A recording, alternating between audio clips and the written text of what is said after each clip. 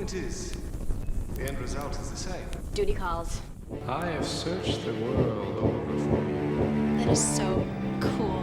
You guys all just have this really tight bond. Just call me the computer whisperer. He seemed so nice and normal. You don't want to come back to my place? The smell makes me nauseous. I thought it was going to be a slow night. It's fucking fantastic. I love that sound. Can we go now? Welcome to Beer with Buffy, everyone. I'm Josh. I'm Rex. And today on Beer with Buffy, we're going to review Season 6, Episode 6 of Buffy the Vampire Slayer, All the Way. That title's gross. Yeah. Well, okay, we'll but get to that later. I was going to make some lewd, off-color jokes, and I still am, don't worry, but I'm going to refrain from that for just a moment because I want to have a solemn moment of silence for Hinton Battle. If you didn't hear the news, he passed away last Tuesday, January 30th of 2024. If you're not familiar with that name off the top of your head, I guarantee you if you're listening to this podcast, you know exactly who he is. He played Sweet on Once More with Feeling. Yeah.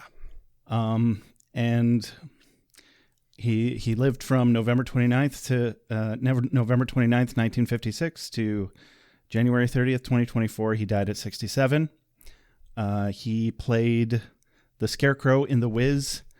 The original. The original Scarecrow in The Wiz on Broadway at the age of 15. Jeez.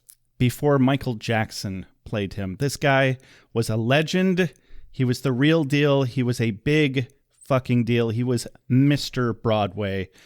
I'm not going to go down his entire list of credits, but you should definitely take a minute of your time, of your day, to go look at what he did and just remember him. So, everyone, a moment of silence for Hinton Battle. Rex, cheers to Hinton Battle. Didn't know him as a person, but he changed our lives anyway. Yeah. We were lucky to have him. So, on that note, let's move along. Hey, Rex. Hey, what? So we've got this thing on this show called executive producers, or as we like to say, fuck-a-doodle-doo. No, you like to say fuck-a-doodle-doo. It feels a bit... I do not talk about fucking doodle-doos all the time. You love it. That is your special interest. You love it. Yeah, it feels a little extra irreverent today, but we got to segue somehow. No, I have to mention this just because it actually like fills me with just a little bit of joy. The first name that I will read today, I'm kind of excited because they signed up today. Go on. So when Monica, our new executive doodle-doo, listens to this episode, she will know that the day she signed up for Patreon is the day that we recorded it. And that's kind of fun. Cool. Well, that's just neat. I'm probably going to butcher this last name, but our first executive doodle-doo, our newest executive doodle-doo is Monica Fonseca Tellez. I hope that's right. Go with it. T. Subba Spike. Audrey, two French last names.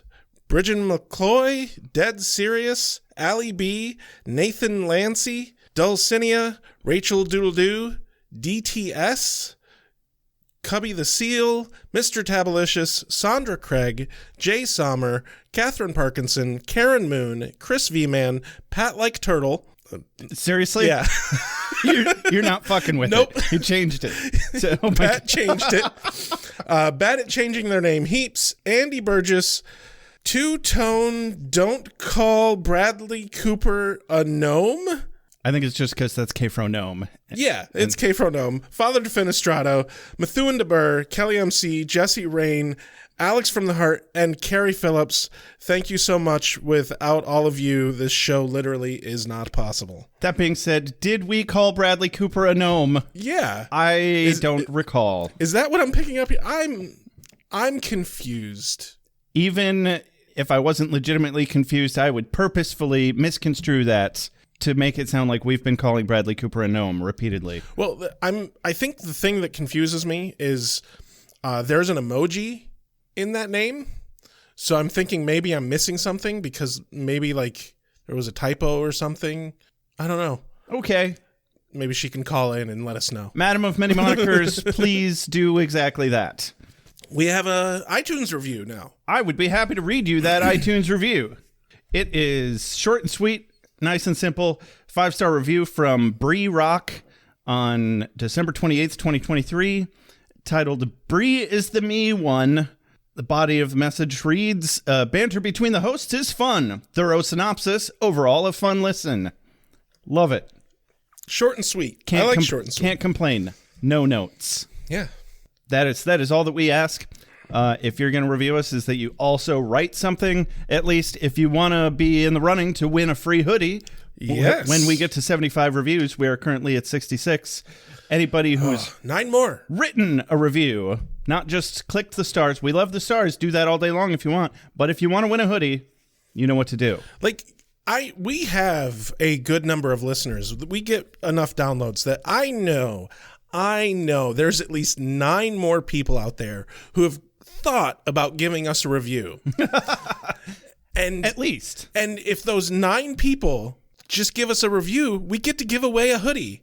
And I just want to say, we got the filament company that we do our merch through actually got new hoodies, and they are quite good. Oh, yes. Way better than previous hoodies. So like if you do this now and we get those 9 reviews, you got a chance to win a really nice hoodie. I even made up a real nice new design called the Master Edition that has an image of the Master on the front left part of the where a breast pocket would be. And I sent a copy of that to Mark Metcalf himself. Yeah. And also don't forget that if you have an idea for a piece of Beer with Buffy merch that you would like and we don't have, we can whip that up real quick, no problem. Send us an email, contact us on Facebook. Just get a hold of us and I'll put something together. I'm happy to do it. If you'd like a picture of a dildo on that breast pocket, we'll do it. I'm not sure if we actually can do that one. Really? I don't know if the fulfillment company has like some sort of terms of guidelines. service. Yeah. Yeah. That one might be gray area. Lame. That being said, I'm not above it. We're going to find out the hard way or the big floppy rubber way. That is correct. So we do have voicemails, or at least one if I'm remembering correctly. But we've been so swamped. Sorry, we're a week late on this episode. Yeah. We're going to get to those more mid-season of this season, but we got a lot on our plates right now.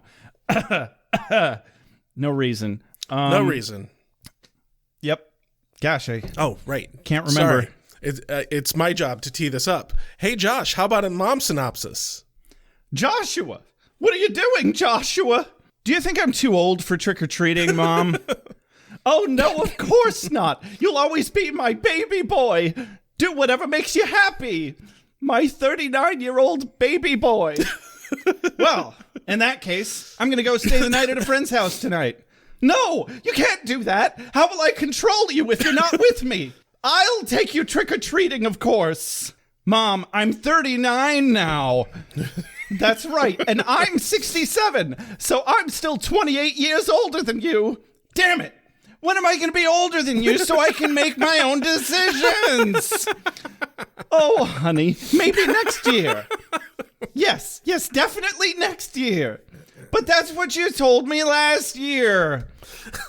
And it was true, Joshua. I would never lie to you, Joshua. I would never, ever lie to you. But if you would never lie to me, then next year must be the year for me. That's right, Joshua. Just kidding. Jesus Christ. Just kidding. Go fuck yourself. I'm going to go have sex in the woods with a group of strangers. Okay, thanks, bye. Oh, Joshua, before marriage? Actually, it can't be premarital if I'm never going to get married. It defies the laws of causality. So you just spit on me. I can't breathe. It defies the laws of causality. So by now, I'll light a candle and pray for you, Joshua. Okay, just remember, I'll try a new class 1 narcotic every time you say that. Damn it! And I'll dabble in alternative lifestyles like paganism and polyamory every time you swear at me. Son of a bitch! Oh. I'll give you that one for free, but only because it's true. What an asshole. Oh, fuck. Because today on Buffy the Vampire Slayer, business is booming at the Magic Box for Halloween, and Xander picks a golden, blissful moment of peace for the Scooby Gang to announce his engagement to Anyanka, the former vengeance demon. Buffy and gang throw an impromptu celebration at Buffy's house where Willow fuels Tara and Giles' disapproval of her overuse of magic, and Dawn holds Buffy to her promise to let her sleep over at her friend Janice's house. Dawn and Janice, however, lied to each other's legal guardians in order to slip out and go make out with boys who turned out to be vampires. Luckily for them, Janice's mother had the wherewithal to call Buffy's house and discovers their lie. So Giles springs into action. He sends Willow and Tara to check the bronze while he warns Buffy and Spike that they need to find Dawn. Tara and Willow argue some more at the bronze as Willow tries to use magic to sift through the crowd. Giles, Buffy, and Spike all converge on the roving gang of vampires hunting their prey at Makeout Point, and they kick all their asses. Dawn has to stake the vamp who she was falling in love with and gave her her first kiss. Buffy expects Giles to handle Dawn's discipline, while Willow casts one more spell to control Tara's memory of their fight. They fall asleep in each other's arms as if nothing at all had happened. The end. Ladies, gentlemen, spiny-headed looking creatures. Soon as the sun goes down, soon as the sun goes down, vampire. Competition is a beautiful thing. It's a bit more thorough than most of your synopsises. Synopsises? Whichever. Yeah. Sure. I don't judge here with Buffy, except when I feel like it. I'm very grateful that I took the time to use my inhaler because I think, honestly, that would have sent me into an asthma attack. I'm also glad you used your inhaler then. Yeah, this one was a little more thorough because I feel like this was an eventful episode.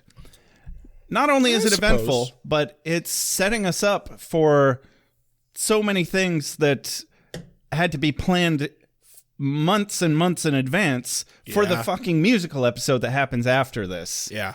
But anyway, we open with an establishing shot on the Magic Box. Anya skates around in hot pants, very hot pants, woo, rattling off sale items to the mob of customers. Xander gets in arguments with obnoxious kids using a stupid pirate voice and threatening them with his plastic hook. Hold on, I want to quick mention the kid that he's in an argument with. Yeah.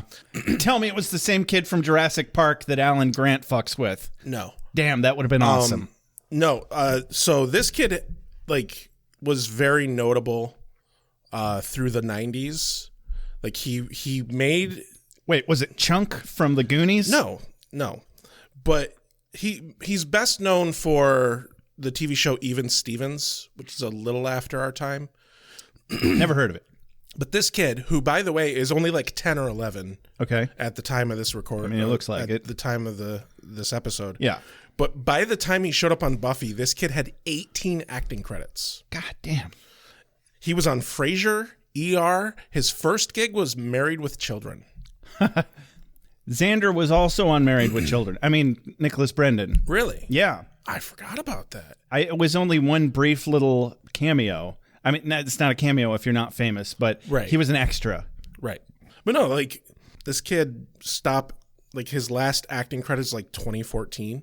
He was born in 1990.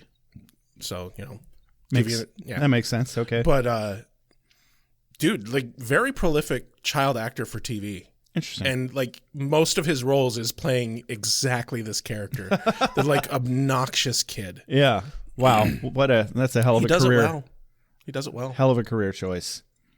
Good for you, kid. But yeah, I just saw him, and I was thinking that he had appeared on Pete and Pete, but he didn't. Huh. Would have made sense. Right. But I couldn't figure out what actor on Pete and Pete I was thinking he was.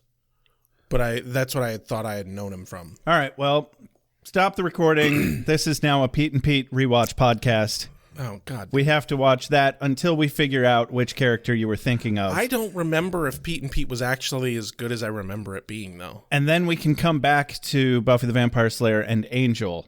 So we're not stalling for anything. No. At all. I don't want to do that. I'm sure there's already plenty of Pete and Pete rewatch podcasts. Also, yeah, I think there's a lot of nostalgia to that show that would probably get ruined by going back and rewatching it. And Salute Your Shorts. Oh, I bet that's cringy as fuck now. Yeah. Oh, but that's one I'd be willing to ruin in my adulthood. Yeah, maybe. I liked it a lot. Maybe. Anyway, Xander's really hamming it up with the whole pirate thing, arguing with the kid that he is, in fact, a real pirate.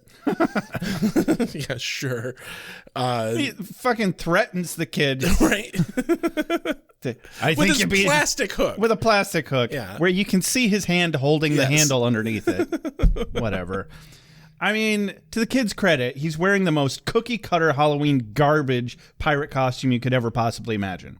Yeah. And this fucking stereotypical voice he's doing. The kid was right to criticize him. Yes, in fact. Obviously, the costumers and Nicholas Brennan could have done better, but I think that was the point. Right. They're starting the episode having some nice Hallmark-style plastic Halloween fun, and it puts the rest of the episode in a little bit of contrast to make it feel more real. Yeah. Giles calls for Xander's help because he's actually supposed to be working retail, not arguing with 10-year-olds. I mean, what actually was he supposed to be doing, though? Helping Giles pack bags. Oh, which is why Buffy ends up doing it later? Yeah. Oh, yeah, they did kind of establish that. Yeah. I assumed maybe he was on customer relations or something. I don't know. But Anya is roller skating around the shop, dressed as a Charlie Angel. Not modestly. Oh, them some short shorts. Goddamn. Those are some short shorts. The only way those shorts could have been shorter is if they were underwear. Yeah. Or, a bathing suit bottom. Dawn asks what she's supposed to be, and she's like, I'm an angel. I'm a Charlie Angel. Mm-hmm. But no, obviously Dawn doesn't understand the reference. She wants to know where Dawn's costume is, but Dawn's too cool for school. She's like, what am I, 6? It's like, no, you get to dress up and play games. That's fun. Who doesn't want to do that? And Anya says to Dawn, oh, Xander and I play games. He's going to teach me a game called Shiver Me Timbers later. Giggity. Tara intervenes and says, actually, Dawn, go help Willow in the magical text section. This conversation just got NC-17. Dawn, run. And then Anya asks Tara if she's ever played Shiver Me Timbers, and quote of the day, Tara responds with, not really much for the timber. Get it? Because she's a lesbian. Yeah. It's still funny, though. That's where the joke was. No, it's quite good. It's quite good. So we follow Dawn over to Willow, who's flipping out on people dressed as stereotypical witches because she's a hipster like that. Yeah. Let people enjoy things. Right. They're muggles, you idiot. Even though, ironically, they're at a magic shop. Also, fuck that term. Yeah. I knew you were going to say that. It's a good word for that. It is. I know she's J.K. Rowling's a stupid, fucked up trans hater, but I mean, Joss Whedon's a piece of shit, and we're still doing a show about his show. Yeah. So I don't hate on people who like Harry Potter just because J.K. Rowling sucks. I mean, there's plenty of problematic things about Harry Potter to hate, but I think we'd be belaboring the message of this of what I'm trying to say right now if we didn't let people enjoy things. Yeah. So, fine, I will let you enjoy the use of the word muggles. Yay, thank you. Thank you so much. Even so, yeah, Dawn shows off her vocabulary a little bit. She's like, hey, don't stop the invective on account of me, because Willow's over here, like, literally verbally berating this poor woman dressed as a witch. Like, Willow's about to go dark on some asses. Yeah. But then this tiny baby toddler girl dressed as a cute little witch asks Willow, do you have any more candy corn? And, of course, Willow eats her own words immediately. Yeah. And as she fucks off to go overfeed this child with sugar and perpetuate the American nightmare of, workers addicted to sugar, among other things, Dawn steals this medallion that's laying on the table. Yeah. And she's not nearly as sneaky about it as she thinks she's being. No. But also, it's so fucking chaotic in that store. Like, Yeah. who the fuck is paying any She attention? looks exactly like somebody who's stealing things at the checkout lane. Yeah. Looking around, putting her hands in her pockets, being all... It's like, that's how they know you're stealing. Yeah. If they're not stopping you, it's not because they don't know. It's because they don't care, because they don't get paid enough. Right. But also, Dawn, you know how busy everyone is. You don't have to try right now. You really Right, don't. yeah. But it's good storytelling. Sure, why not? So Anya asks Buffy to go get some mandrake root from the basement. Oh, and I fucking love this callback. Yeah, Buffy calls back to the last episode. All right, don't blame me if we have this conversation over and over. And as she's walking down the basement stairs and over and over, and over. It was Groundhog Day just yesterday, wasn't it? Yes. Yeah, that's why. Too bad we didn't record yesterday. That would have been ironic. Yeah. Did I send you the video of this guy who talked about in college they did a Groundhog Day party? Yes. And the whole thing was that they planned the party in a way that the first day they did it, they attempted to do exactly the same party step for step. And I thought about that all day yesterday. I was like, man, that is logistically a nightmare. Right? Yeah. It's a fun idea. You'd need a solid group of friends who are really dedicated You would to the need a bit. tight improv acting troupe to pull that shit off. Yeah. But even an improv acting troupe is going to be like, that's dumb. We're never going to be able to pull off the same thing twice in a row. I think it depends on the group without of people. writing it down and rehearsing it. But it's fun to try. It's not a show. It's just a party. Anyway, it's a fun idea. I like it. Yeah. So, yeah, Buffy runs into Spike immediately in the basement. And quote of the day, Buffy's startled. She says, "Bell, neck, look into it." Come with a nice leather collar, does it? So right out of the gates. Yeah. We're talking, Someone's cheeky. sexy bondage stuff, at least low key. Maybe not. It's not explicitly Right. but they both know. Yeah, they know. That was a sexual reference. They know. Oh yeah. And Spike is on the market for some BwB weed and whatever we might be calling Buffy's vagina these days. Does BwB weed work? I think BwB weed works. Would it make blood spicy? I like Maybe we shouldn't go there. I like the way that Spike kind of goes, "Hey, are you like up for a rough and tumble?" And he does it in a way where it's like, "I'm gonna claim patrolling unless you take it the other way and you're down for that kind of rough and tumble." I mean, Spike, we know, is the second best liar in the history of history, bested only by Lucifer. Yeah. So it's completely believable to look at his face that he's being completely innocent about this. Yeah. And we know he's not. But we know. It's bullshit. He's fishing. Oh, yeah. And Buffy's mind also, however, is in the gutter. Yeah. The gutter. And suddenly the sexual tension is just palpable. They get awkward. You could cut it with Spike's dick, which is dull, mind you, because it's a dick. If he's got a pencil dick, I'm going to be very upset. That is probably something you will never learn the answer to. Thank And God. you'll just have to, be okay with that at the end of your life. I'm assuming it's canonically probably a good dick. Whatever we're not talking. We're not talking about James Marsters' dick here. Okay. We're talking about Spike's. Got it. Yeah. I get it. And I get it.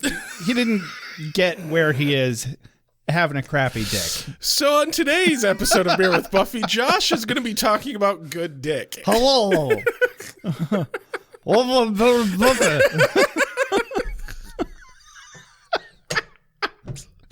Jesus Christ. Just going to do the whole episode with a dick in my mouth. Please don't. Not your dick. Yeah. We're going to have to hire some extras. Woo. Okay. I mean, so anyway, like you can tell not only what she thinks he means, but she's fucking considering it. Oh, yeah. She's not immediately disgusted by the thought and kicking his ass or running away. And Spike tries to hide his disappointment that she says no, even just to patrolling. But he's got plans to watch The Great Pumpkin. Yeah. Which, confirmed for me, is that a Charlie Brown special? I do believe it is. Because that was all that Charlie came Brown up. and the Great Pumpkin. Yeah, that was all that came up when I Googled it. Charlie Brown, everything. So, all right. I know I've seen it. I don't remember anything about it. So, yeah, Spike watching Charlie Brown is a pretty sad idea. The parting line here that Buffy gives is so much easier to talk to when he wanted to kill me. Yeah. And yeah, that's You mean less arousing, Buffy? less awkward. I suppose that would be easier, but less fun. I mean, that's more straightforward, less confusing emotions. So she runs it past Giles upstairs now that maybe she should go patrolling. But it's Halloween night, Buffy. Nothing ever happens on Halloween night. But now she's got the Spike's D on her brain, boy. But She can't get it off of her mind. to which Buffy rebuttals, yeah, what about costumes that become real? Houses that don't let you leave? Tiny little fear demons? What about the last 5 seasons of this television show, Yeah. Giles? Anthony? Mr. Head? Huh? What about? I think he's Sir Head. Sir, oh, is he knighted? Yeah. Motherfucker. Of course he is. I didn't think he could get more awesome. Yeah, he's Sir Anthony Stewart Head. Son of a bitch. Good for him.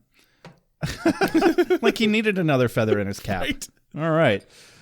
Giles assures her that Halloween is the least important day to ever worry about demons and vampires. They're all taking a break. Also, if anything calamitous should happen, history suggests it will happen to one of us. He starts handing her things, and she accepts her fate as a bagger.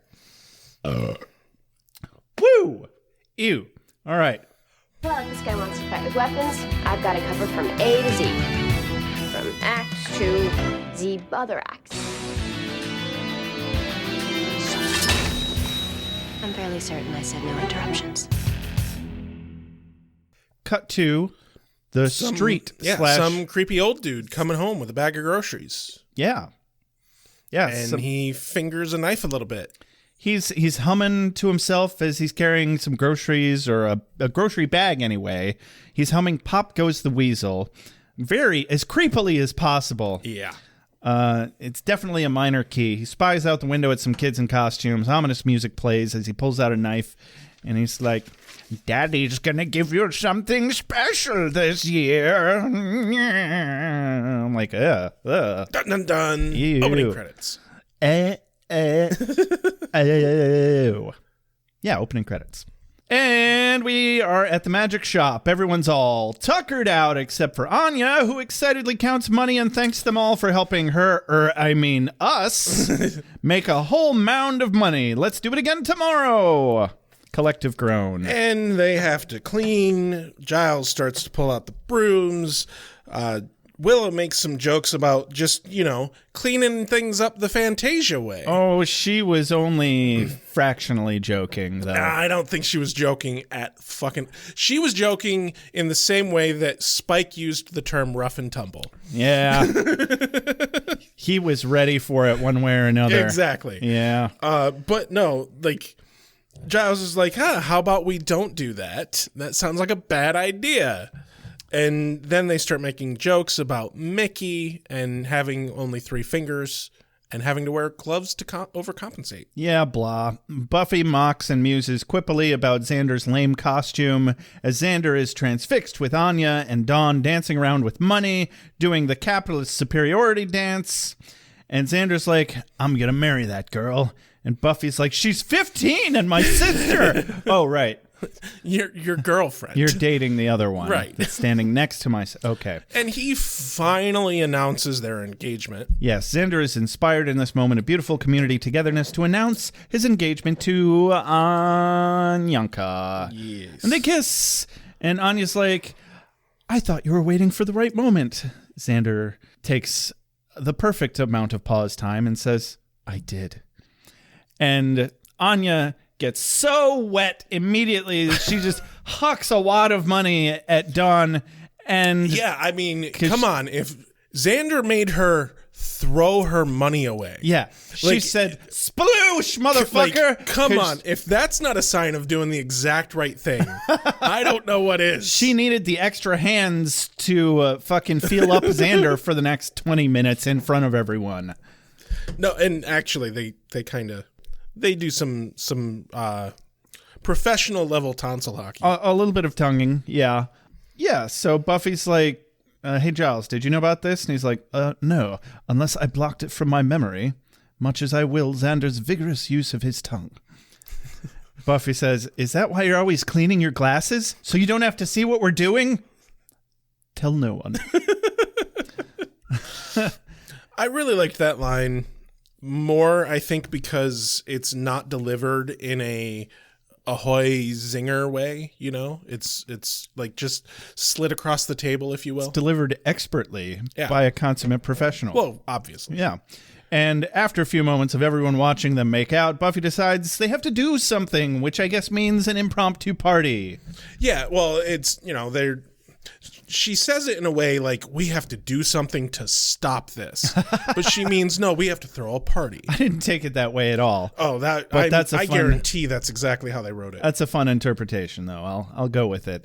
Yeah, I mean, it would have been pretty shitty if they had just been like, oh, great news. All right, good night. I mean, the level of emotional response feels off. Like, they want to be happy for Anya and Xander, but I don't know. They don't all seem all that happy for Anya well, and Xander. we can get to that more later, especially Giles' little conversation with Xander. Oh, yeah. I have things to say on that. Not exactly being supportive, but we'll get there. We'll get there. So, cut to Buffy's house. Anya shows off the ring while reminiscing about how Xander proposed. Giles brings beverages. Tara and Willow bring snacks. Buffy apologizes that it couldn't have been more fancy. Anya assures that there will be more celebrations with gifts. With gifts. And Tara mentions offhandedly, maybe we'll even have time to decorate. And Willow's like, fuck that. Boom. Have some magic decorations. You get some decorations, and you get some decorations. Oh, yeah. That's too many decorations. And Tara is unamused. Yeah. Anya and Dawn are tickled pink, though, but Giles also unamused. And we cut to the kitchen, where Tara gently broaches the subject with Willow that she disapproves of her frivolous use of magic. But she doesn't say it in so many words. She's like, we could have gone to the grocery store and bought some decorations. Or, just not really had them because it was an impromptu party. Yeah. Like, it may... And Willow doesn't care because it makes people happy. And Willow gets kind of shitty about Everyone's happy. Everyone's happy. And Dawn accidentally interrupts this argument because she's checking on the chips, which I think is code for something, possibly checking on the chips. I think she just wanted chips. I think they needed tortilla chips. I really want chips. She needed salt. Maybe she has POTS. That poor girl. She's like a deer in the woods. She's not drinking enough electrolytes. Low on sodium. Have such bad cramps. Yeah, like somebody feed that girl. Damn. So anyway, it's not body shaming. Just saying you need electrolytes. Yeah. All right. Living room. Buffy. No. It's an important thing. You have two types of Americans that are, America in general is way too dehydrated, but you have two types of Americans that are dehydrated. You have the ones who consume nothing but, grease, fat, and salt and don't drink any fucking water, and they're dehydrated. And then you have the other ones who drink nothing but gallons of water every day, and they're flushing their system of all fucking electrolytes. Yep. Which is why they're thirsty all the fucking time. Yep. And you know how I know this, Josh? Because the moment I started getting my fiance to start drinking electrolytes, they drank less fucking water. Weird. Like, maybe they needed some fucking salt. I mean, not that I need to inflate your ego anymore, but that also kind of saved my life because I started drinking Gatorade about the same time, and I was like, oh, that's a lot of what was wrong with me. Yeah. Cool. Good to know. Electrolytes are important. Well, yeah, I knew that. I just thought I was getting enough for my food. It turns out no. I was, and it was getting flushed away by the water, like you said. So anyway, I was like, why am I drinking water and it's not satisfying? What the hell? That's the worst feeling. Anyway. Sorry, this is your Beer with Buffy PSA. Drink electrolytes if you're drinking lots of water. Yeah, drink Gatorade. It's got electrolytes. It's what plants crave. But go with the 0-calorie Gatorade because honestly, you don't need all that fucking sugar. That's true. And I do. Thank you.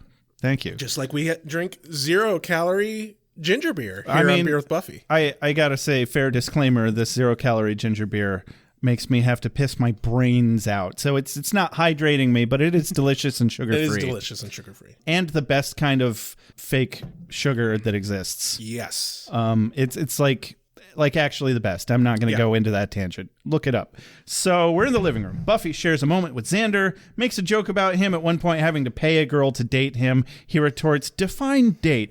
And I don't recall that ever actually happening canonically, so I guess that's just where the joke was. Yeah. Wait, was he buying hookers this whole time? I mean, it would explain some things. It would explain some things.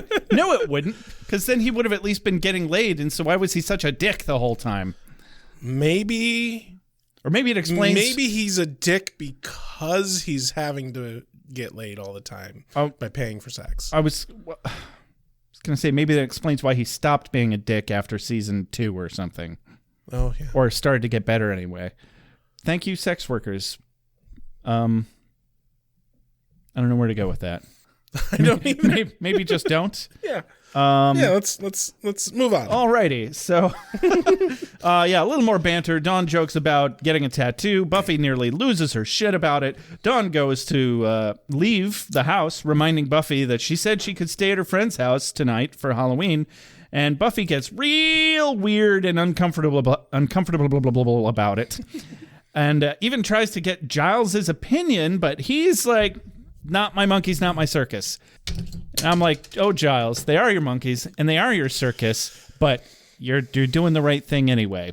He's like, that's really not my call. It is your call, Buffy. Stop treating him like the dad. Yeah. I mean, you can treat him like your daddy, but don't be gross, Rex.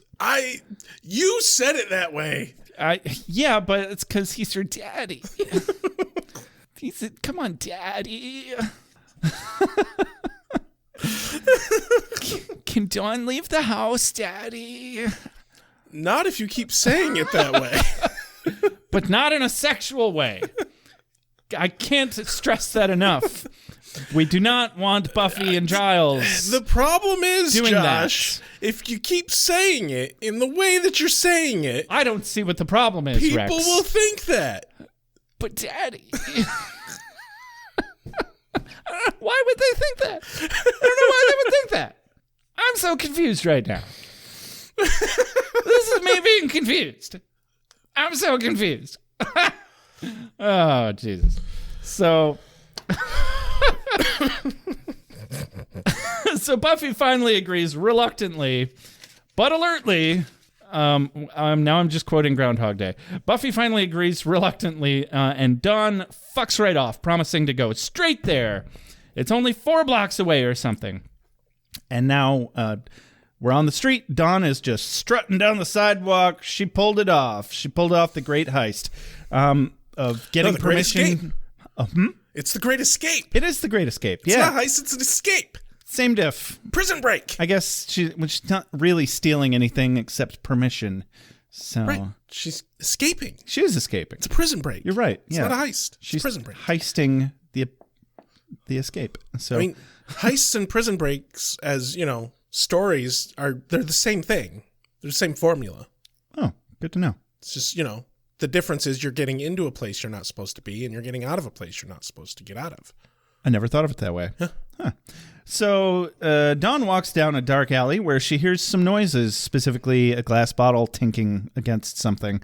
But it's just a couple making out. And then she bumps into Janice, her friend. Yes! And they're going to the park. And they both... meet boys! To meet boys. And they both lied to their parents, well, to the legal guardians anyway, about where they were going to be. They said that they pulled a classic. They're like... So they both think that they're going to be at each other's house. So that way they can get away with cavorting around unsupervised, which was never a difficult thing for me to get away with in the 90s. But I guess this is technically the early 2000s. But also, Janice hints that her mom is very strict, and Buffy, knowing what's really going out in the fucking dark shadows of Sunnydale, is kind of really strict. Yeah. So, like Buffy has more of an excuse than most parents to be strict. Yeah. Yeah, she has solid fucking evidence. You were legitimately being chased by a hell god for the first year of your life. Yeah. That's a hard one to get over and stop being overprotective, I imagine. So we're at the park now where douchebag Zach is standing on a swing, whooping around like an asshole. He jumps down to leer and catcall at Dawn as they're introducing her, as Janice is introducing her to the guys. Justin introduces himself like a fucking gentleman. Yeah. And they recognize each other from a couple of parties. They all ask the eternal question, so... what do you guys want to do? And they're like, I don't know. What do you want to do? Now don't start that again. Just in case anybody hasn't watched the original Disney version of A Jungle Book recently. That's where that's from. Is that? Yeah. The buzzards. Oh, yeah. That sound like the Beatles. I haven't seen that in a long time. Right? But no, they decide they're going to go have some classic Halloween shenanigans by smashing pumpkins and egging houses and flattening people's tires. Mm-hmm. Yeah, teenage bullshit shenanigans that aren't even sex yet. Yet. Dawn's arguing to Justin that witches don't look like that. And there was no lead into this. We're just kind of coming in on this conversation cold. Well, the cut to was an egg hitting... picture of a witch. Oh, okay. I missed that. But because of earlier, she's like, witches don't even look like that. And you don't want to make them angry. But she backs up on that when he's like, you got a lot of witch friends? No, I just read about it. Come on, Dawn. We know you don't read. I mean... she might. She has pretty good vocabulary. She's definitely smart. Not calling her stupid. She's a very smart girl. So... fucking nerd. Anyway, Zach squawks about a new target, and Justin whoops after him. Dawn and Janice follow calmly. Zach and Justin have a similar but far more cringy version of the same conversation that they just had. Yeah. Hey, because the girls are like, so what do you think? He's okay. Okay as in ho-hum, or okay as in I want to pee my pants? And all Dawn says is pee. Yeah. And the guys are like, so, what do you think? Well, she's cute. Congratulations on having eyes. Do you think you want to go all the way? Which obviously, we're just thinking sex at this point. We don't know what's going on 100% yet. Yeah. We all suspect, but, because it's Buffy the Vampire Slayer. I don't like this. Yeah, I've got things to say, but I'm going to wait. Get there. I'm going to wait a scene or two. We'll get I think there. we're going to say the same thing at the same time. Yeah, I know we are. I just... I hope the whole actually. Episode, man. I know. The whole episode. Yeah, me too. Me too. It's okay. It's going to be okay. Do your Lamaze. Remember your Lamaze. You're having my baby. I don't know how to do Lamaze. All right, we're improving. You're pregnant with my baby. We're getting ready for an adult life. of not having children, so we have to... I know I'm supposed to do the yes and thing, but no. We have to LARP, Rex. It's the only way. I am not yes-anding on LARP, thank you. I'll go get the basketball. I'm not okay with this. Hey, it's a lot easier to take care of than a baby. You can just bounce it, and then you can play basketball. So then I have to play basketball. This is way better. Yeah. Never mind. We'll just have a baby for real. No! We'll just adopt. I will stick to just having my cat, thank you. Lame bastard.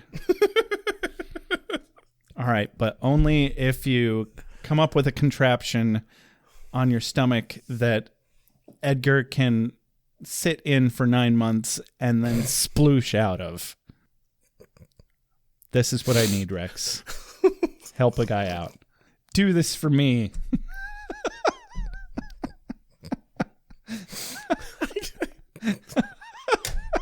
I got nothing. All right. Mission accomplished. I broke Rex.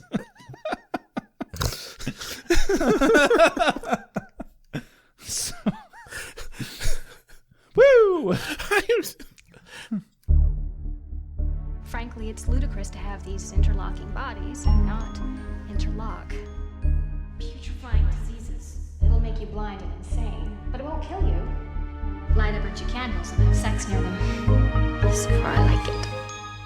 Please remove your clothing now. I don't understand how you come up with this shit. I don't know either. Guys, this motherfucker pushes his computer over to me the other day, and he's like, hey, just type. Just type a few lines. I'm like... I was showing you a plugin for a piece of software and I was like, you want me to just type? All right, you fucking asked for it. Hey, I knew it was going to be unhinged. You get to deal with the full brunt of my stream of consciousness. When I took my laptop back, I'm like, okay, what unhinged shit did Josh write today? Something about watermelons. I don't even remember. I don't even remember either. I'm pretty sure it got dirty real quick, though. Like 3 words. You got 3 words before it got highly inappropriate. Highly inappropriate. So Janice butts into the guys' conversation about going all the way with the girls, and she's like, I'm getting bored, so whenever you're done with all this juvie crap, let's do something else. And Zach just needs one more juvenile delinquent fix, and he spots the old man's house from earlier. Yes. Cut back to Buffy's house. This is the moment where I can't tell if Giles is doing this on purpose or on accident, because it can go either way, and it's just funnier no matter which way you look at it. Why not both? Why not? But he basically dumps a ton of reality on Xander. Oh, in a very charming and innocent way. Oh, are you going to move in together? Well, if you're moving in together, you may as well put a down payment on a house. And, that means if you get a house, you'll have a yard and you'll have to have kids and a dog and then retirement. And then you're going to die. His opener to this whole conversation is a quote of the day for me. Anya is a wonderful form of vengeance demon. I'm sure you'll spend many years of non-hell dimensional bliss. Great way to put it. I can't tell if the delivery is supposed to be him being mean or him genuinely trying to be nice. I think it's a little bit of both. Because how do you say something nicely to somebody who's marrying a former vengeance demon? He practically walks up and says, all right, Xander, I'm going to drive you into a panic attack, one line at a time. No. Let's go. Xander, I'd like to say to you that you're officially the stupidest human being I've ever met, and I love you for it. That's really where Giles is going with this. Yeah. He really is. Of all the people in the world that you could marry, somebody who spent hundreds of years punishing bad relationship marriages, specifically men. Right. Okay. Back to the old man's house, leaving Xander looking petrified. What an asshole. He deserves it. Anya can do better. And back to the old man's house. Old man Kaltenbach. Rumor has it the man's Looney Tunes. And Zach dares Janice to smash his pumpkin. Dawn agrees to do it, even with Justin reassuring her that she doesn't have to because Janice doesn't want to. But Dawn insists, and as she picks it up to throw it, a hand grabs her wrist, making her drop it, and it smashes anyway on the steps. Old man Kaltenbach is like, you should not mess with those. Sometimes they bite. Whatever the hell that means. So Zach and Justin run up to protect her, which is maybe the most endearing thing that Zach does this whole episode. Right. Even though he threatens an old man with kung fu because he grabbed her wrist, but whatever. Old man K laughs it off and invites them in. And he's like, Daddy's got a treat. Oh, the old man is creepy. Yeah, I love it. So he invites them in, and then he tells essentially what is his life story, that he was a toy maker and loved to make toys and loved to see kids happy because they love his toys, and then talks about making one little mistake and how they wouldn't allow him to make toys anymore. And they took it all away. And it paints this picture they that... took my toys. I'm done. Yeah. It paints this picture that, like, he actually is a sweet old man. Uh-huh. He's just a little off the deep end because they took his passion away from him. Yeah. He's probably just, like autistic or something. He's a little weird. But he's nice enough. Yeah. Well, they play up the creepy and he's like, who wants to help Daddy in the kitchen? How about you, Sally? And it's like, that was the creepiest thing he said right there. And Justin stands up and he's like, Sally's not much for the kitchen. Why don't I give you a hand, old man? As the old man's walking away, he's like, hens are good. Could always use more hens. Mm-hmm. And so they're in the kitchen. It's a really good line. It is. You can always use more hands. It makes me think of the fucking llama. Right. What is wrong with you, Carl? Well, I kill people and I eat hands. That's two things.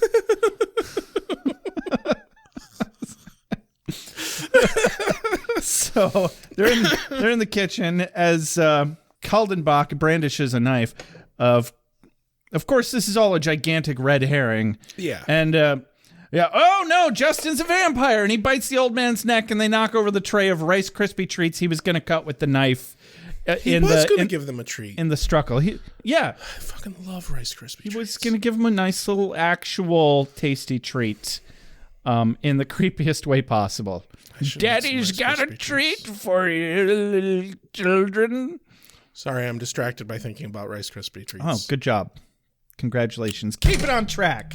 But they're so good. I love Rice Krispie treats. They're pretty delicious. You're not wrong. Snap, crackle, pop. Yeah. You didn't say them anyway. I don't know why. I'm always ready to quote either Jurassic Park or Ace Ventura, one or the other. So Justin emerges from the kitchen, normal-faced again, claiming he just stole the old man's wallet, and they have to run.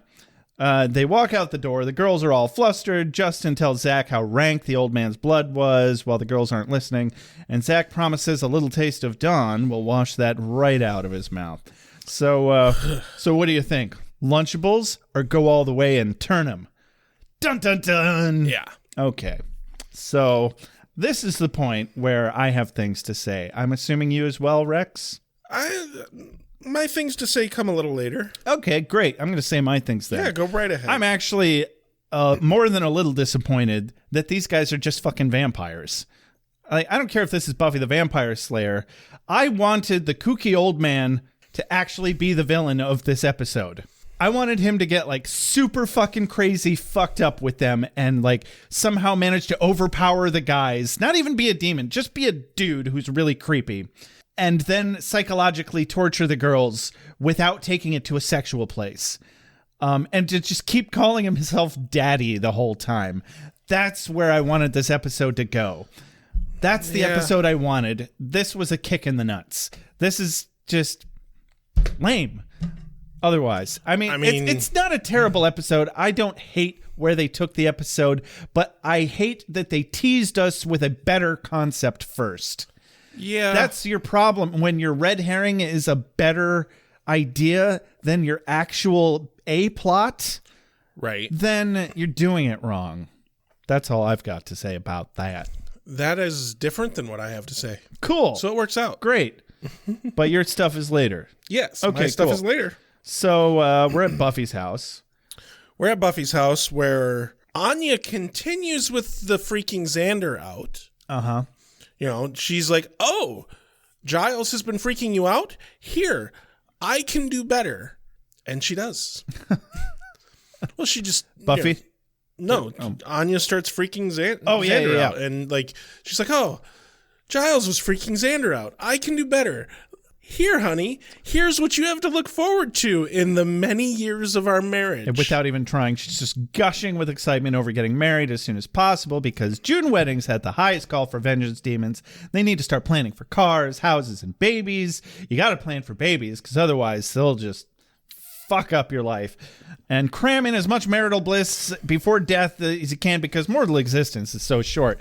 Yeah, if you're in any way prone to existential crises, this is the moment to have one. Yeah, and you know what? Xander's like, hey, I think I do want an existential crisis. Yeah, so I got a quote of the day here. Xander, in response to her saying you have to plan for babies, he's like, yeah, you got to know what to call them before they hit college, which is beautiful. That's where the joke was. Excellent joke. It's excellent.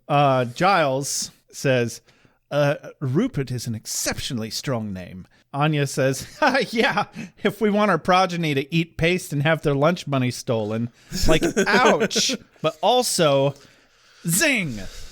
I mean, but also Giles is a badass, and maybe partly that's why. Right? You know. Yeah. It's like A Boy Named Sue. Exactly. Yeah. I don't think that's actually how that works, but it's a fun idea. Yeah. So Anya gushes some more about being the luckiest ex-demon in the world to find the one person she's meant to be with. How often does the universe allow that to happen? Xander starts to hyperventilate on the inside a little. Like, you can see it in his eyes. Yeah. And he steps outside with Buffy and it's like, oh, sweet mother air. Buffy calms down his cold feet panic attack. Xander claims to be wallowing, not drowning. Xander goes back inside. Buffy fucks off to go blow off some steam. Giggity! With Spike on patrol. Blow off some steam or blow off some Spike? Yes. One happens in real life. The other one happens in her mind. It's up to you to decide which. So we're on the street, on the sidewalk. Yep. Dawn and Justin. Yeah, Justin are walking down the street talking, and she's bragging about stealing all the time. She's such a klepto? A bad girl? Juvenile delinquent. I'm sorry, Daddy. I've been a bad girl. No, it's forgive me, Father, for I have sinned. Yeah, juvenile delinquent, but because Justin actually counts out some money from old man Colville's wallet and gives it to Dawn. While, she's busy making a self-deprecating joke about being the little rubber feet under the feet of the ladder, as in lower than the bottom rung because she's a freshman. I'm like, all right, whatever. Justin and Zach are obviously, seniors at minimum. You kidding me? Those kids look like they're fucking seniors in college. I mean, the actor who plays Justin is 5 to 6 years older. Yeah, I was hoping you looked that up because I meant to and then I forgot. I wanted to know how fucking old he is. 5 to 6 years older. Things to say about that in a scene or two. But for now, he's still being very sweet. That things to say in a scene or two? Yeah. That's what I got to say. Okay.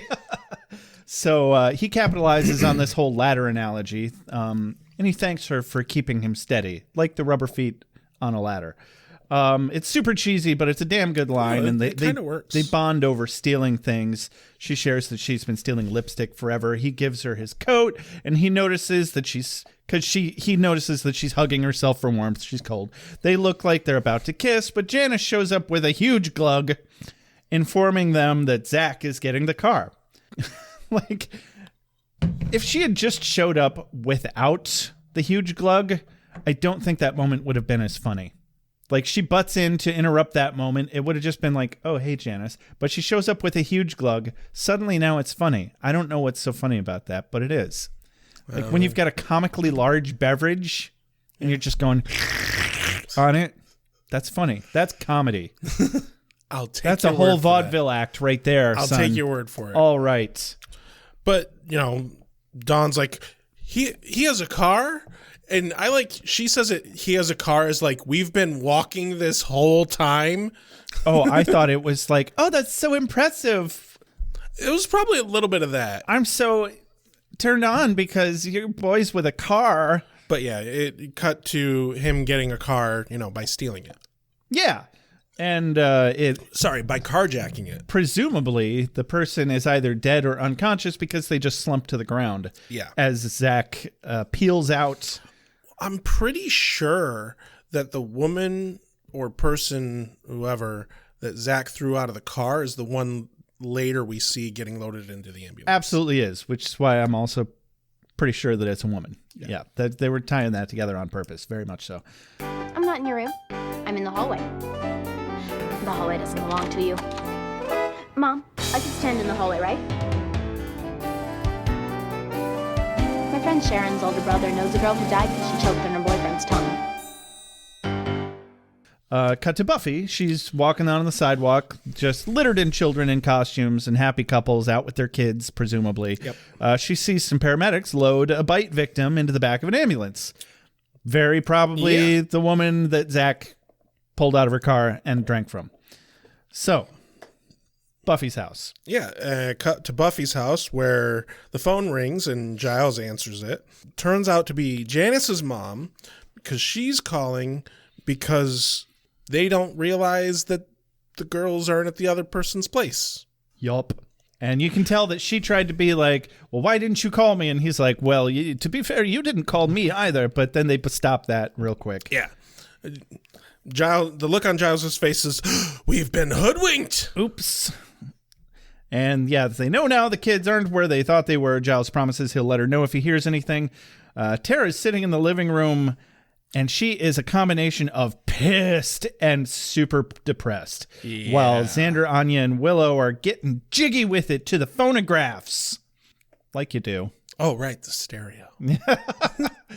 I don't even know how they could have a good time while Tara's over there looking like that. Like, come on, right? guys. Like, I can understand Willow kind of choosing to ignore it. Yes. But Xander and Anya aren't that thick. At least Xander's not, surprisingly. Yeah. That's one of the nicer things I'll say about him in general. He would at least be like, maybe we should. Like, one of them would have been like, hey, Tara, come join us. Something like that. Or what's wrong?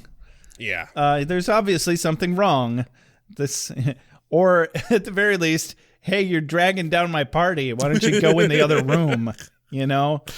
Oh, God, that would be so rude. Yeah. So and enter Giles, who comes in and kills the music, informs them that things are afoot, and basically just divvies up everything to do. Xander and Anya are going to hold the fort. Tara and Willow are going to go downtown looking for Dawn and Janice, and then he's going to go get Buffy at Spike's. Correct.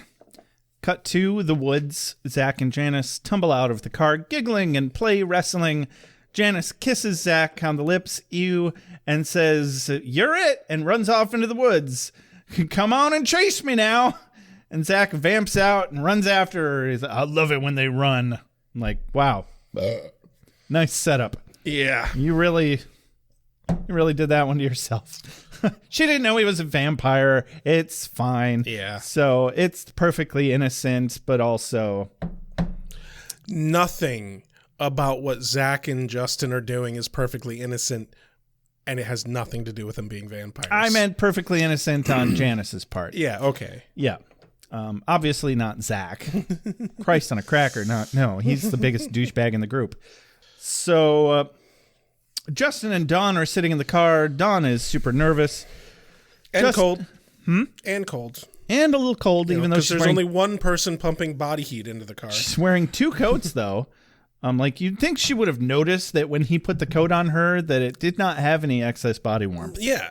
And I think that's one of the little things that bothers me the most about vampires canonically in this whole series is they never do anything. Like, they point out that vampires don't have body heat, but they never do anything to address the fact that, like, okay, then I would notice if I were standing next to somebody and, like, touched them and they felt room temperature. Yeah. Like, that is not something you could even remotely not notice. Yeah, like, it's not normal. It's not okay. Or even if you're just talking to them. Or if they somehow don't have breath. Right. But then are able to do CPR. I don't know. So Dawn's also super nervous, and being nervous and looking cold are kind of are pretty similar things. So if you're actually both of them at the same time, you're going to look extra cold. And Justin goes in to kiss her, and she deflects by trying to turn on the radio. He turns the ignition on so it's got power, and they turn the radio on. And then she gets even more nervous and tries to ask, so what are you expecting to do? And he's like, shh, I just want to taste you. And even though that's like the creepiest way he could have possibly phrased it, and we all know the double meaning because we know that he's a vampire, but it still kind of works, and she's totally into that. And they make out for a spell. Honestly, it doesn't even look like good kissing to me, but... no. It's but like, also, like, it's her first kiss. It's her first kiss, sure, but it's not his. And I guess they had to, like, it was like they were sticking their lips out really far so that their faces didn't mash together too much so that the camera could see their lips touching, which was a little weird. But also, this guy probably had pending death threats from parents if he dared to use tongue on this 15-year-old. Yeah. I mean, the actor, I mean. Yes. I mean... How old was this guy when they filmed this? Because she is 15. I thought she was like 1 year older. Dawn is 14 in this. No, they say her age in this episode. She's 15 in this because she's 14. So then she's 16. She's 14 last season. Okay, fine. Maybe she's 16. Yeah, maybe. Yeah, she was born the same year we were. And he was born 5 years earlier in 79. Oh.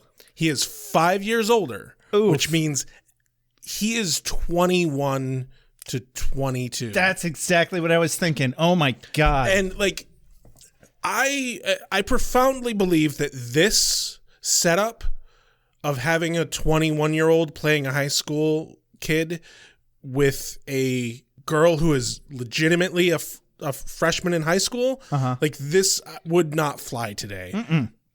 And it should not have flown then. It shouldn't have flown then. And, like, oh, God, it bothers me so much. Like, they could have gotten a 17-year-old or maybe even an 18-year-old, but 21, that's fucking wrong.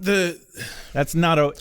The fact that this whole episode is built around Dawn going out and hanging out with this fucking kid, it ruined the entire episode for me. I could not watch this because the entire time I'm thinking is of the time when my sister was 16 and there was some guy who was 22 online trying to date her. Woof. And I remember having to have a conversation with her. I know kids that age. I was that age. And when I was that age, I wanted fucking nothing on any level to do with high school girls. I wanted nothing to do with young teenage girls. When you were 22? When I was 22. Absolutely nothing. There is no way ever that a 21, 22-year-old guy could have any remote interest in a teenage girl in any fashion whatsoever that is okay. It is absolutely impossible. If they have any interest whatsoever, something is wrong there. Yeah. Because absolutely every single person I knew, granted that was on the level mind you. Sure. Every single person that I knew after high school wanted fucking nothing to do with high schoolers. Yeah. The age difference isn't that much once you've both matured to a certain point. Like, my fiance is much younger than me, but we are also well into adulthood. Yeah. And you both met after you were both well into adulthood. Exactly. Very different than somebody who's still a freshman in high school and a guy who's old enough to graduate college. That's too much. And it bothered me, the whole thing, because the moment they showed up on camera, I'm like, oh no. Yeah. And I looked it up, and I had to look up how old the actors were, and I'm like, and it killed the episode for me. Completely killed the episode for me. Not to sling around weird accusations, but since Joss Whedon's name is already quite ruined, I feel like this was him playing out his sick fantasy. Because and it might be. Because it is well known that he at least tried to hook up with Michelle Trachtenberg. God, I wanted to just be able to watch the episode, but I fucking couldn't. I couldn't. It creeps me the fuck out. Yeah. Well, let's just try to get through it for now. Yeah. So they're about to be bad guys. We're through the worst of it. It kind of ends okay. Yeah. So she pulls away first. Sorry. One last thing to say. One last thing to say, because I flipped the page of my notes and this popped up. Yeah. Go ahead. The character Justin is like, hey, was that your first kiss? That was your first kiss. And my problem is that it could have been Michelle Trachtenberg's first kiss. It might have been. Granted, she is an actress and like probably did all sorts of fucking school plays and shit, probably did all sorts of other work, and maybe this wasn't, but maybe it was. And it fucking bothers me. Not outside the realm of possibility. Yeah. I doubt it, but it is very possible. Exactly. So, yeah, she pulls away from him first, and she goes, "Shiver me timbers." Having a nice little callback to the beginning of the episode, which was a little funny. Everything else aside. She goes on a self-conscious rant about how it's definitely not her first kiss, and then just goes ahead and admits it and begs him to tell her how bad it was, and he kisses her again, saying it was perfect, which, to be fair, is the correct response in that situation. And for the character. Right. Cut to the Bronze. We haven't seen this place in a long while. It's been a minute. Well, I mean, it also feels a lot longer because we took a break. Yeah. And we're a week late on putting out this episode. Yeah, fair. Fair. But I don't know how long it's actually been, episode-wise. Anyway, Willow and Tara saunter in looking around while a bunch of people dance in costume. Tara shames Luke and Leia for being brother and sister while grinding. The judgy bitch. They banter a little, her and Willow, about geek-infested roots. It actually feels like a good moment for a little... Feels like it feels like a good moment, and then Willow has to fucking squash it under her fucking heel. Yeah, they're like making up and getting along again, and I'm like, oh, okay, that's good. They even have a quick kiss, and it's really nice. And she's like, wait, I have to try to turn you on now, and she's like, you shut up, and they kiss, and it's really cute. But then, Willow goes to shift the whole room into an alternate dimension. And just to see if she can find a 15-year-old girl in the room. And Tara, how dare you? For fuck's sake, Willow. I can actually buy your logic with the fucking decorations. Right. It was instant, easy, cleanup, no muss, no fuss. That logic I can get behind, but... the logic behind, I'm going to shift the entire fucking club of people to a different dimension for just a split second. Just for a second. Just a quick second. This falls into the category of it's not so much a problem that there is a chance it could go wrong. It's that even if it is the tiniest, most minute chance of things going wrong, the consequences of it going wrong are so extreme that you can't take that chance. It's really not your call to take that risk with that many people's safety just because you're looking for someone. Right. And like on a whim, what dimension, Willow? What dimension are they going to end up in? Which dimension? Tell me. And what would Giles think? And Willow refuses to listen to reason and takes it all very personally and then mutes the room with magic instead of shifting dimensions. Okay, I'm even on board with just muting the room. Right. They don't even notice. And to me, that is like, okay, maybe that was actually just them putting kind of like a barrier around themselves to like block out the sound. Yeah, that makes they're perfect sense. affecting themselves, not the room, really. And and they're just doing this so they can have quiet to argue in the moment. And Tara finally just says what she's fucking thinking. Willow, you're using too much magic. What do you want me to do? Just sit back and keep my mouth shut? And Willow, whole foot in face. Well, that'd be a good start.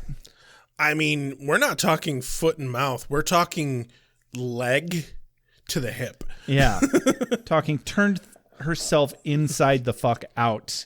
Can I make just a quick nod to the amazingness of acting where when Tara is stressed, she slightly stutters? You may not, but also yes. Like, that is brilliant work. It is. Yeah. I wonder if she was directed to do that or if that was an acting choice. Because it's canonically part of her character that she used to stutter, and I love that she brings that back when she gets upset. And so she storms off after the line, "If I didn't love you so damn much, I would," which was the perfect thing to say.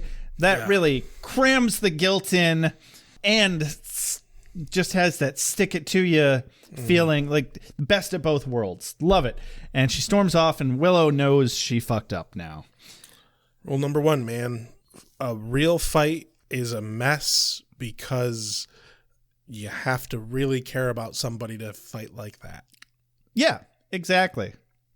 That's what hurts the most. Uh-huh. Yeah, I feel like I saw a Facebook post about that recently. So, cool. Yeah. That's how we know things are legit. Once upon a time, there was a kitty. She was very little, and she was all alone, and nobody wanted her. Did the kitty get chosen by some nice people? Well, now you ruined the ending.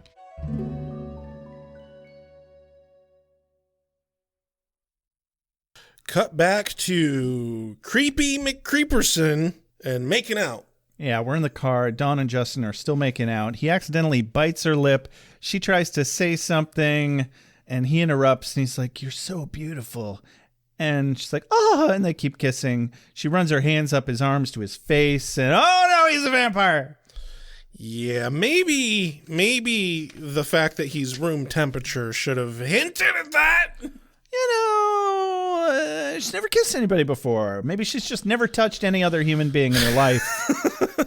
And she's just completely touch-starved and has no idea that body heat is supposed to be a thing. You know what? There was a point in time when Dawn had literally never touched anybody ever before think about it. She was created, and there was probably a period of time in the very beginning of the first days that she existed. Yeah, where she realistically had never touched anyone, even if she had memories of it. Yeah, you're right. Huh. And who knows how accurate those memories were. Right. Mm-hmm. And so now we're in Spike's crypt. Buffy and Spike share a quick quip about trespassing. Spike says, "In civilized cultures, that's called trespassing." Buffy responds, "Good thing you're uncivilized." Yeah. I'm like, yeah, that's the right response. Exactly. I love it. Spike informs her about Dawn because Giles got there first. He must have drove. But then he's walking later. And I just want to understand how he got there first. Sunnydale makes no physical sense. Well, and I was so expecting them to have a moment where, like, there's weird tension going on between Spike and Buffy, and Giles barges in on it. All right. Like, I was expecting that. Yeah, that would have made more sense, actually, timeline-wise at least. But, I mean, no, just geographical logistics of this town, they didn't do a very good job with world-building-wise. No. Like, Spike is about to be like, oh, Giles is off searching the cemeteries. And I'm like, which cemetery, Spike? There's like 12 of them. Yeah. This whole city is like half cemetery, and we're looking for one girl with no clue as to where she could be. And yet Giles finds her very quickly. And this is 2001. There were cell phones. Mm-hmm. They didn't have GPS though. No, but for fuck's sake, like, if there is anybody who should have a fucking cell phone, desperately it's fucking Buffy. Needs a cell phone. Like, yeah. Imagine how much would be helped if Giles answers the phone. Dawn's in trouble. Hang up. Dial Buffy's number. Dawn's in trouble. Well, if only she got the funding that she so desperately deserves. Yeah. But that's canonically not a thing that they get. I still think Giles should cut half his Watcher's check. Oh, absolutely. The Watchers Council should just be paying Buffy like $1 million a year at least. She should be making 3-4 times what any Watcher makes. Absolutely. Gender equality, goddammit. She does all the work. I mean, she doesn't get paid anything. I know. That's not even gender equality. That's just like, come on, guys. This is just... It's like, just because she's chosen for it doesn't mean you shouldn't properly compensate her for her labor. Yeah, this is more than wage theft at this point. Yeah. This is basically just slavery. This is mystical slavery. Opportunistic exploitation, because they're kind of like, oh, well, she's going to be slaying vampires anyway. Like, she doesn't have a choice. Why do we have to pay her? We're not slayers. We don't have that luxury of being a slayer. We have to have tea parties where we can snub our nose at people. Yeah, exactly. They got to feel better than people somehow. And she's got all the power, and they need to feel better than the person with the power. But we digress. So Buffy's like, we got trouble, but she's more right than she knows. Spike informs her that Giles informed him that Dawn is missing and has likely run off for some candy corn mischief. Buffy, of course, freaks out that Dawn is running around by herself. What the hell is this, the 80s? She grabs weapons from the coffin by the wall, tosses something to Spike. I think it was a hand crossbow. Crossbow, yeah. And says, we have to find her. And Spike, the fucking smartass, is like, I don't think she's in there. Well, and that's because at this point Buffy still hasn't said there are vampires currently active in Sunnydale tonight, which was the original problem. Yeah. Which, as you know, according to both Spike and Giles, wasn't supposed to be a thing. Yeah. And so we cut to a cemetery. Cemetery. Luckily, it happens to be the cemetery that is nearby Makeout Woods. Yeah. Giles searches with a flashlight, muttering to himself, quote of the day, mist, cemetery, Halloween, should end well. Love it. Faceplant. It's a bit meta. Yeah. Yeah. Nice pratfall. I was expecting him to fall into a grave. He just tripped over the flat ground. I thought he'd fallen into a grave too. I forgot about that. So I was disappointed. He hears a scream and quickly finds Zach gnawing on Janice's neck and then kicks Zach's ass. Thank God somebody needed to. Right. Zach doesn't know where Janice doesn't know. Specifically trees Zach. Thank you. Oh, he doesn't stake him, he trees him. You know, gets into a nice little rough and tumble, if you will, socks him in the face a couple of times, and then shoves him into a tree branch and stakes him that way. Which is the second vampire to die this way in this series. Yeah? Yeah, there was one a while back, might have been first or second season, that Buffy kicked and flew into a tree. Kind of rings a bell. Yeah. But Janice doesn't know where Dawn is, which is bullshit. She should damn well know where the car is. Right. But then again, if she wasn't paying attention to where she was going when she was like, come and get me. So, yeah. Cut back to the car. Dawn gets out of the car screaming at him to get off of her because she knows he's a vampire now. He chases her and charms her with talk of I just want to hang out and be close to you. And, it'll only hurt for a second. And she fucking closes her eyes and waits for him to bite her and just sticks her neck out. She's like, okay, I guess this is fine. Why not? Enter Giles.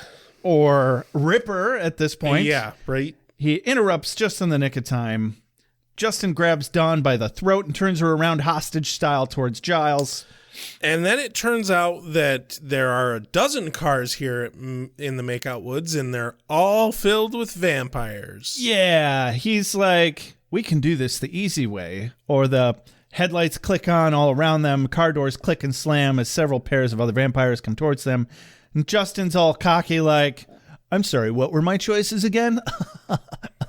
Fucking asshole. So you can tell that he was in school with Dawn, like a legitimate high school student, because at one point he's dumb like a high school kid. Yeah.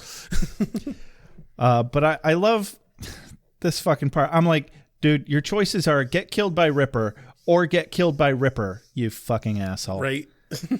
So as Giles is surrounded, Spike shows up asking, is this a private party or can anyone join in? The thing with Giles is the same moment I always like when it's like, when you look at somebody, it's like, this is a person who probably should be scared and they're not. Right. I'm fucked. What does he know? What does he know that I don't know? Yeah. So... And then Buffy barges in all, oh my God, you were parking with a vampire? And Dawn's all, oh, I didn't know. We just met. Buffy's like, oh, so you're parking with a guy you just met. And Dawn calls Buffy out on her hypocrisy. Because she's being hypocritical. Being a little bit of a hypocrite here. She's like, oh, like you've never fallen for a vampire. Oh, that's different. Dawn's like, yeah, it always is when it's you. And you know what? Yeah, Valid fucking point. No, but really, I've known people who are like that. Yeah. They think they get special dispensation for everything they do. It's fucking obnoxious. And I can kind of understand why Buffy might think this way. Because like when she was 15 and a freshman, she was the Slayer. Yeah. That is a bit different, but still. But like for fuck's sake, she has to know that was a poorly informed choice that she made at the time. And for fuck's sake, Buffy and Willow and Xander went to the Bronze all the fucking time in season 1. Yeah. Like, why are you being such a helicopter parent already? Yeah. GA is as hell. So, quote of the day. Random vampire is like, excuse me, can we fight now? And Buffy's like, hey, didn't anyone come here to just make out? And some couple in the background, it's like, they just raised their hands. I love that this couple turned on their headlights and got out of the car. Because everyone else did? Right. Yeah. Like fucking sheep. And then they're just hanging out anyway. They're like, just go with it. Just go with it. And so Buffy's like, oh, that's sweet. You run. I thought that was one of the funniest fucking parts in the episode. No, it was. So they fight! The first 2 kills are by Giles, and they're fucking awesome. Uh-huh. Because Giles is fighting 2 vamps, and Buffy throws the fucking spike to him, and he catches the wooden stake and then stakes his 2 vamps in the most Ripper way fucking possible. Oh, yeah, he's pretty fucking precise about it. Yeah. He's like, his movements are very staccato. It was very satisfying to watch. He makes quick work of them. Spike deals with some asshole who's like, hey, man, what's your problem? And Spike's like, dude, it's Halloween. We take the night off. Guy's like, yeah, but I'm a rebel. And Spike's like, no, I'm a rebel. You're an idiot. And dusts him with a one-handed crossbow, then promptly gets tackled by another vamp as he's reloading. Yep. Buffy struggles with some asshole for longer than she really should have. Right. He tries to choke her out with a car antenna, but she backflips and gets him with the antenna in a chokehold. But this guy can kind of handle himself. A little bit. And he gets out of her chokehold, and she opens the car door on him as he's trying to kick her. His foot goes through the window, and then she pulls his whole head and body through the window and drops him, and he's just in a fucking clump on the ground. She seizes the moment and just slams the fucking car door on his head. Decapitates him with the car door. Yeah, just it's like a good kill. Fucking Kingpin. It's a good kill. In Daredevil. Yeah. Remember that scene? Yeah. That was a lot more bloody because, real people don't dust. Right. Yeah. Yeah. And then we cut to Justin catching up to Dawn, and he's trying to essentially woo her again. And it's like, don't you like me? She's like, yes. And then stakes him. Yeah, as he's leaning down to bite her, she's hiding a stake and just stabs him right in the heart. She watches him dust right on top of her, and she looks like she's about to cry. She doesn't actually on camera, but that's she deserves a chance to cry. That was fucking traumatic. Like she was actually falling for this guy. Right. And had he not been a vampire and not like 5 or 6 years older, right, they would have been a good couple. Like, no, he was putting on a hell of a good act. Yeah. A hell of a good act. Anyway, back to Buffy's house. Cut back to Buffy's where we get a nice little wrap up. They apologize to Xander and Anya for ruining their little party. He's kind of all right with it. Anya's pretty happy because they had more time to plan the bridal shower, and she's only half jokingly quipping about hiring obscenely muscular male strippers. Yeah. Because as she's like leaving, she mouths to Buffy, "We'll talk." We'll talk, yeah. Spike fucks off with a quick comment about big bads not venturing out from their crypts on Halloween or something. Buffy says, good fight to Spike, which is high praise coming from her to him specifically. Yeah. Willow strikes up a convo with Buffy, trying to be like, oh, sorry, we missed the big fight. But Tara interrupts and is obviously fucking blind rage livid. Yeah. And she heads up to bed, and Willow chases after her because, she values their relationship at all. Buffy asks Giles how his face is, and his response is, oh, still ruggedly handsome. I couldn't tell if they put some styrofoam under his lip or something to make it look swollen, or if it was just because of the ice pressed against his mouth that it looked a little weird and different. Right, like maybe he was pressing on the side of it. Yeah. Yeah, but it looked like he was actually injured with very little actual makeup work. I thought they did a good job on that, or it was all in my mind's eye. Don't know. Anyway, Giles insists that they can't ignore this kind of behavior in Dawn, and Buffy's like, couldn't agree more. Good luck with that. And she fucks off upstairs to bed. Man, that is some white man energy right there. You're right. And Giles, deciding to handle that problem later, heads over to handle Dawn in the here and now. And this is possibly the most terrifying thing that ever comes out of Giles's mouth ever. Yeah. Quote of the day, Dawn says, "Is this the part where you tell me you're not angry, just disappointed?" And Giles says, "Pretty much. Except for the bit about not being angry." Yeah. And I was like, and we don't get to hear the lecture. Ooh, that's I fucking... I kind of would have liked to hear the lecture. Yeah. Oh, man, that was chilling. Chilling, yeah. I tell you. I think to myself, man, Giles would have been a great dad. I wish I had Giles as a dad. But then I'm like, but if I ever fucked up... God damn. That's honestly, that kind of energy is a bit how my dad was when he was legitimately had a reason to be angry for something I did. Right. It was that very cold, way calm kind of oh, this is terrifying. Yeah, my dad too, a little bit now that you mention it, but it came up so very not often. He was usually concentrating on my brother because my brother was a huge fucking douchebag. Yeah, and while we were growing up. I was mischievous when I was a kid, so there was a lot of that. I wasn't. See, I was terrified of being reprimanded in any way, so I was always as compliant as possible so as to avoid any kind of reprimanding. See, that's how I was at my mom's house because that place was so unhinged. But at my dad's house, he actually let me be a person. Right. Yeah. And then, sat down and had very big, important talks when I fucked up. But like when I was a kid, I didn't quite realize that how much better that was. Yeah.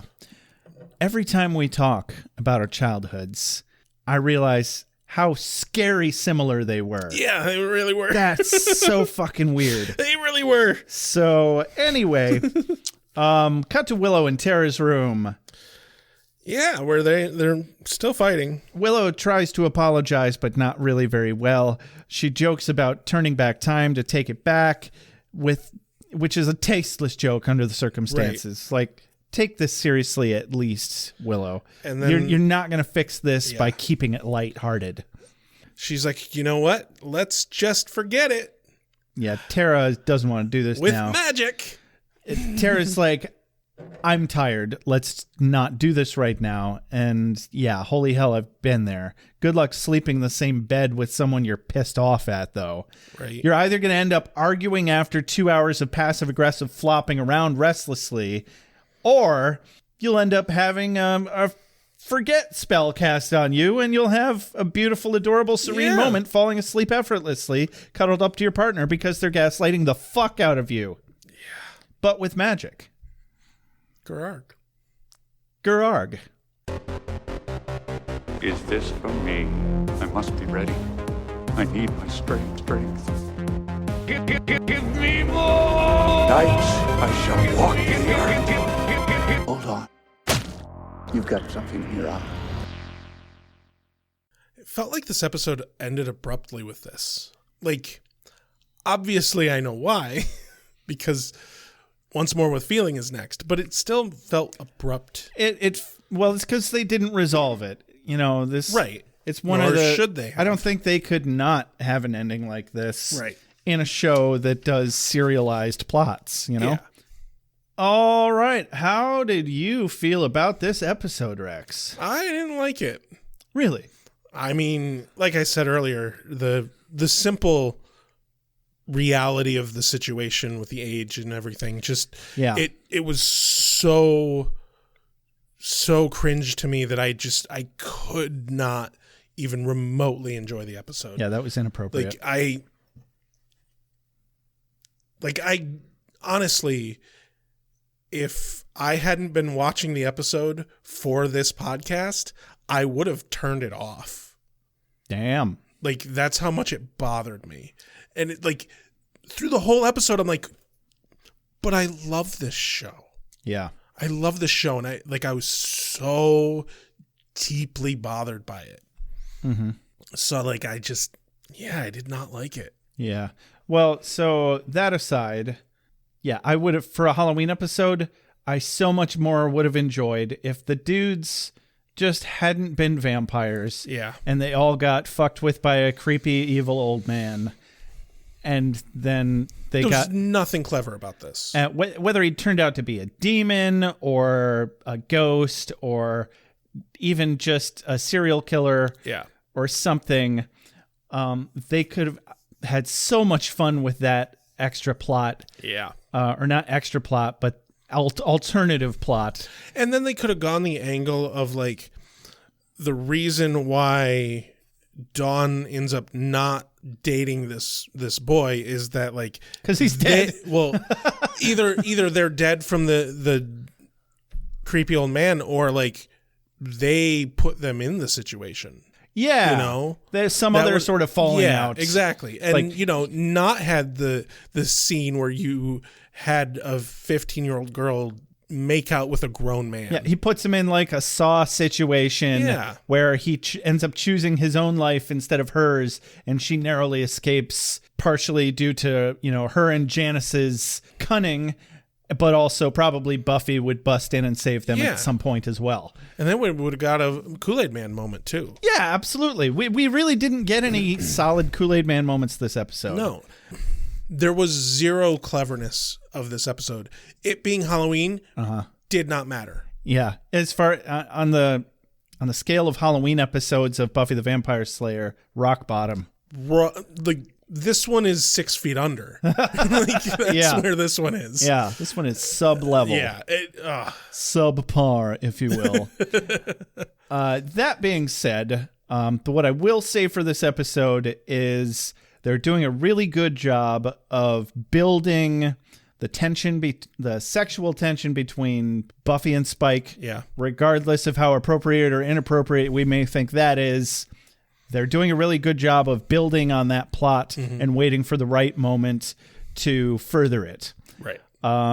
They're doing a really good job with Xander and Anya, even though they did fuck all this episode other than announce their engagement and then be excited about it, and Xander starts to get cold feet. If you take out every aspect of this episode that was specifically setting up for the next episode, you've got the worst Monster of the Week episode. Yeah, it's junk. Yeah. It's junk. You can't even really call it Monster of the Week because they just defaulted to, it's a couple of vampires. Yeah. Random ass vampires, which at this point, the stakes are so low. Right. On random ass vampires. And I can kind of understand that necessity because, hey, we're setting up to do this ridiculously big budget fucking musical episode, and we need to set the storyline up for the fact that, we wrote all these songs. Yeah. And, that makes sense to me. But they phoned it the fuck in. But it does. I like the idea that they're moving along with Dawn's rebellion. Dawn's rebellion is evolving a bit. Yeah. And she's growing up and she's acting out in different ways, not just stealing from the store. And a big part of that is I'm actually, because I don't remember, I want to know how her behavior resolves, by the end of the season. Yeah, I don't remember either. I don't remember how it resolves. And because I don't recall there being any real issues with this dynamic between her and Buffy in season 7. So obviously it must resolve in some way. So I'm really curious to see how that does. And I don't remember at all. Right there with you. Good thing we're doing this podcast about that stuff. Yeah. And the premise of the podcast is that we have bad memories because we're old. Yeah. Even though we're really not old, we're just millennials. There's a difference. Elder millennials. Yeah, we're the oldest millennials that exist. Yeah. Damn it. I know.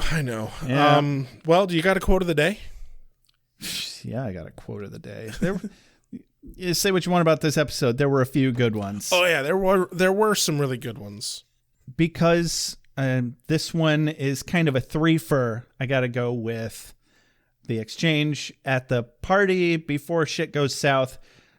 Xander says, yeah, you got to know what to call them before they hit college. Giles says, Rupert is an exceptionally strong name. Anya says, as if we want our progeny to eat paste and have their lunch money stolen.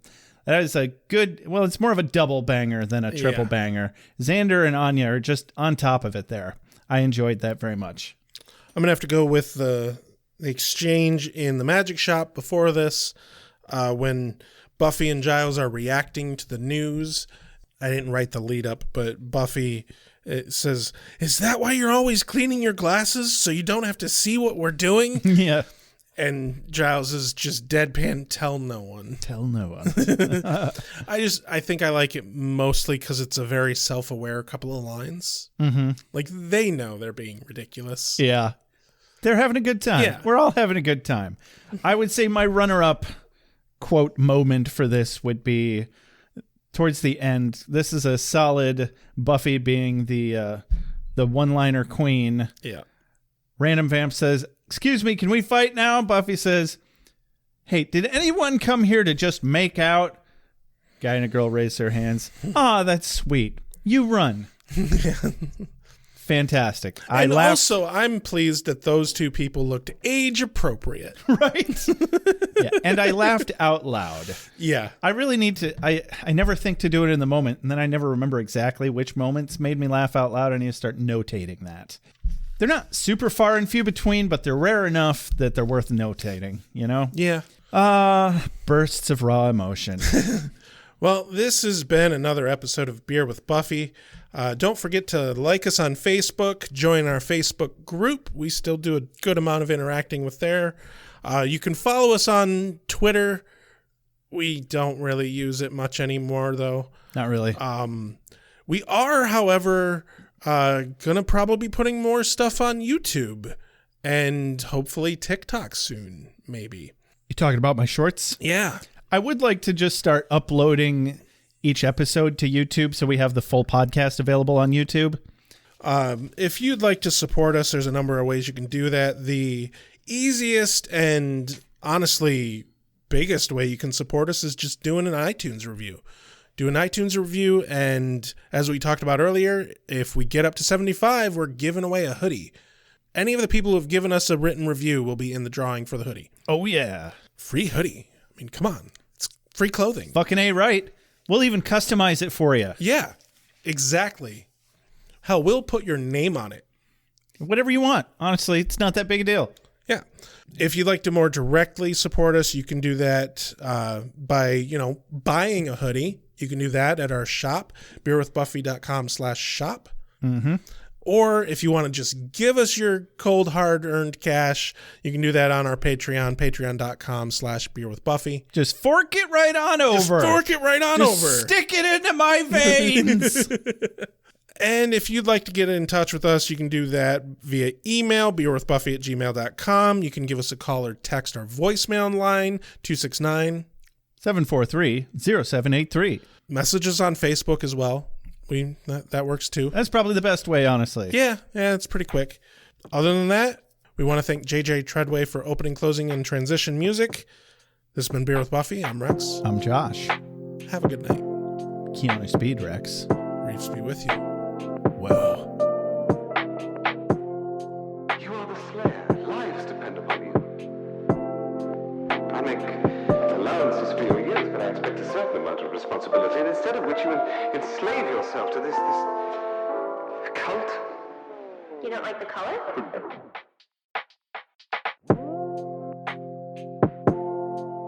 You have a sacred birthright. You were chosen to destroy vampires, not to wave pom-poms at people. Why can't you people just leave me alone? You are the Slayer. Go ahead. Prepare me. I'm a watcher. I haven't the skill. Oh, come on. By appealing to your common sense. Incubi, succubi, everything you've ever dreaded was under your bed, but told yourself couldn't be by the light of day. One gal in all the world. Common sense. One gal in all the world. It was a bit British, wasn't it? Whee! Wait, what have we done? Why are we watching this?